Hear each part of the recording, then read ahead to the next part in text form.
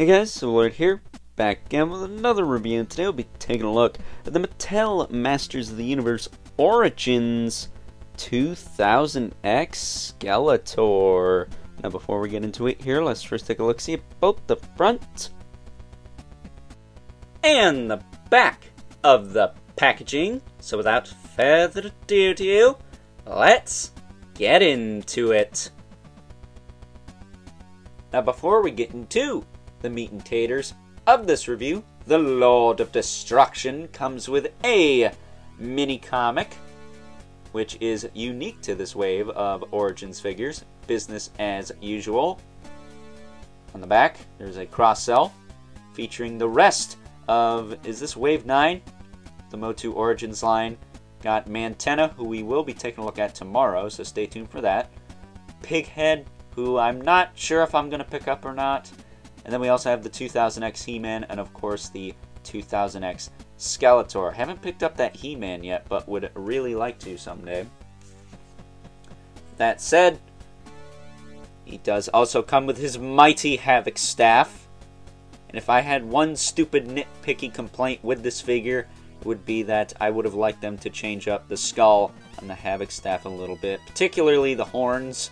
I think the skull itself is fine, but I would have liked horns more reminiscent of the 2000X version, if I'm being 110% honest with you. That said, it's the Havoc staff, business as usual. That said, he did get a total makeover for his sword, or swords. This is technically two swords, but you cannot break them apart, unlike the 2000X version, which I think is okay because those had a tendency to just kind of fall apart anyways. So to have a solid piece, in my opinion, is the best thing they could have possibly done here. That said, I would have liked this hollowed out down the middle, but that's probably asking for too much.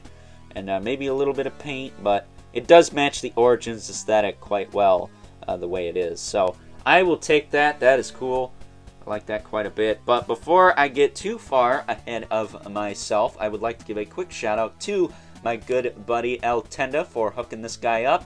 As always, I will leave a link in the description below to both his YouTube channel and his Instagram.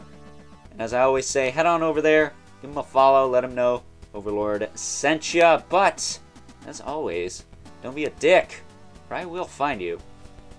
Just taking a closer look at good old Skeletor here, because if you are familiar with 2000X, that's kind of where the whole Skeletor thing came from, if I'm not mistaken. Maybe it was a late 80s thing, but I do believe 2000X was the first to introduce the whole Skeletor mythos with Skeletor here. So, that said, the head sculpt. This was a bit of a point of contention for me when this figure was revealed because I thought he looked like a freaking chimp. That said, having it in hand, I can safely say that that is not the case. He looks freaking awesome. It's one of those figures that looks better in hand than in promo images, and I can't stress that enough. If you're on the fence about this figure, get it in hand before you make your final decision, because I think you will change your mind once you do. That said, as far as articulation goes on this guy, his head can look up and down, can tilt side to side, look side to side.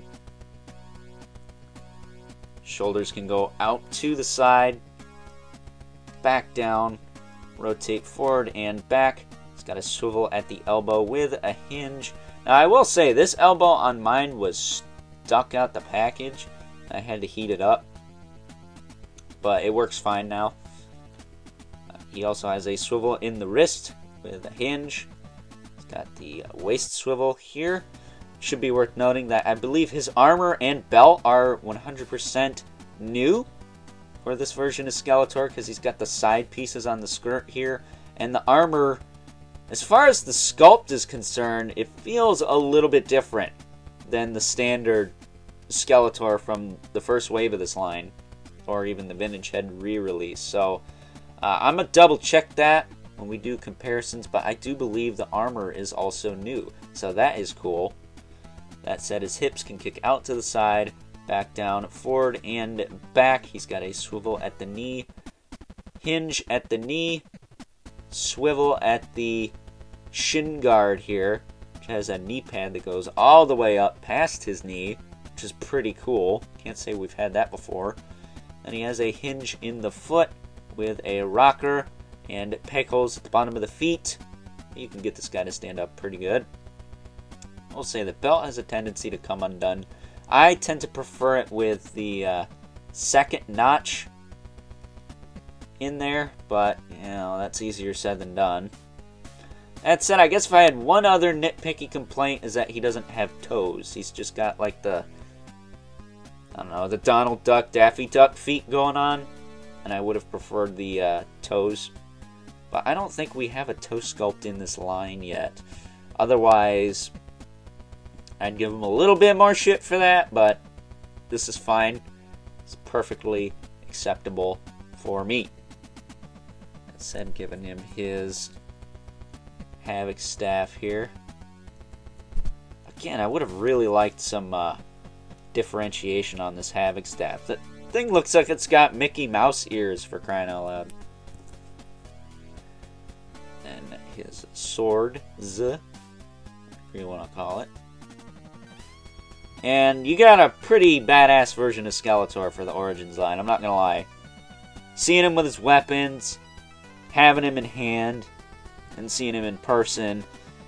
This is hands down my favorite Origins figure of the year. I didn't think Clawful would be dethroned by this guy, to be perfectly honest with you, but damn it all if he wasn't. Because I do really like this figure quite a bit more than Clawful. Probably because Clawful is heavy reuse of Buzz-Off, not a whole lot new going on with him. Whereas this guy, you got the new head, potentially new armor. Again, I'm going to double check that. New belt, new shin guards, and the new sword. Quite a bit of new tooling on this figure, and I couldn't be happier with it. So, with that being said, let's now move on and take a look at some size comparisons. First up, here is our 2000X Origins Skeletor alongside his actual 2000X action figure counterpart, and as you can see, the two share quite a bit in common aesthetically, but I will say that the actual 2000X action figure of the Lord of Destruction does have the Havoc staff design I do prefer when it comes to my mind's eye view of Skeletor. I mean, I do have more nostalgia for the 2000X staff as opposed to the vintage one after all.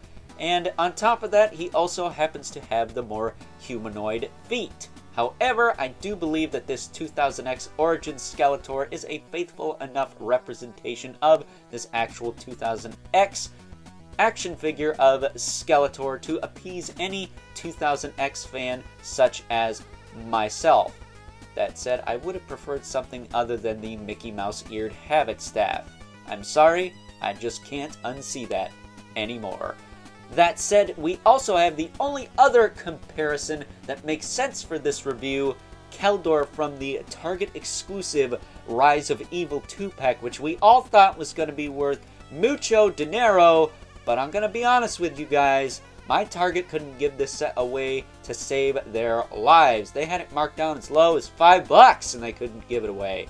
But as you can see, the pre-messed up version of the Lord of Destruction pairs quite nicely with this post-messed up version of himself. I mean, what else are you going to call it, right?